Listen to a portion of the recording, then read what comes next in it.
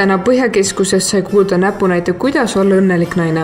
Mõnusa muusiksaatel oli võimalus maista magusat kooki ja juua ergutavat kohvi.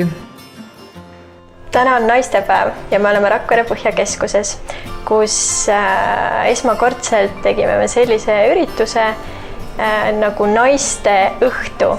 Et siis meie üritus on pühendatud kõikidele naistele. Proovisime siis sellist ülesehitust, kus me tõime muusikalise osa juurde ka niisuguse koolituse, et teadmised ja õpetused, et antud juhul siis naistele mõeldud, et kasvatada naiselikkust, mis see üldse on. Pikkisime sinna sisse naiste õnne, et kes on üldse õnnelik naine ja kuidas jõuda õnneni.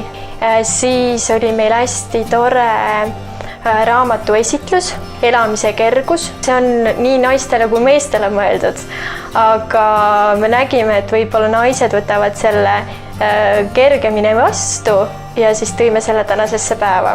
Erasmus+ rahvusvaheline noorteorganisatsioon tegi meile flashmobi, et mis on siis niisugune etendus, kus on tantsu, laulu, et mitte kunagi nagu täpselt ei tea, mis seal saama hakkab, kerkib lihtsalt ellu ühel hetkel ürituse jooksul. Sündmuse lõpetame siis Jüri Homenjaga, kes pakub meile muusikalise elamuse, mis on naistele pühendatud.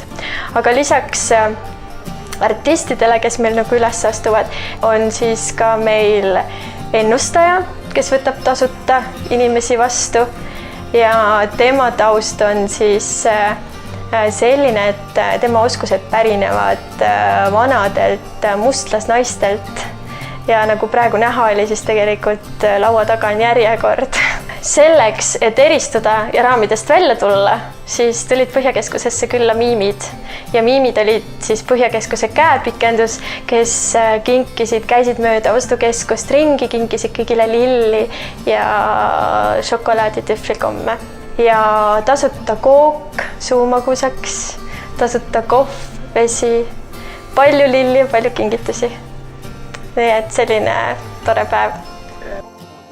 Blogi Hiina Sööt jutustas naiselikkust ja õnnitles naisi naistepäeva puhul. Ma sooviksin naistele naistepäeva puhul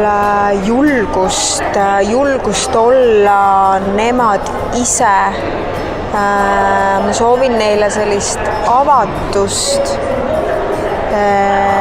haavatavust, sest et väga tihti naised arvavad, et nad peavad olema kogu aeg hästi tugevad ja et kui nad nutavad ja oma emotsioone välja näitavad, et see on justkui nagu mingi nõrkus. Lihtsalt tundke kõiki tundeid ja emotsioone, aga neisse ei tasu väga kauaks kinni jääda. Et lihtsalt selline ole voolav ja ole mänguline ja elu on tegelikult üks ilus mäng ja lihtsalt ärge unustage samamoodi enda seda sisemist last enda sees. Rakvere uudiste meeskond õnnitleb kõiki naisi naistepäeva puhul.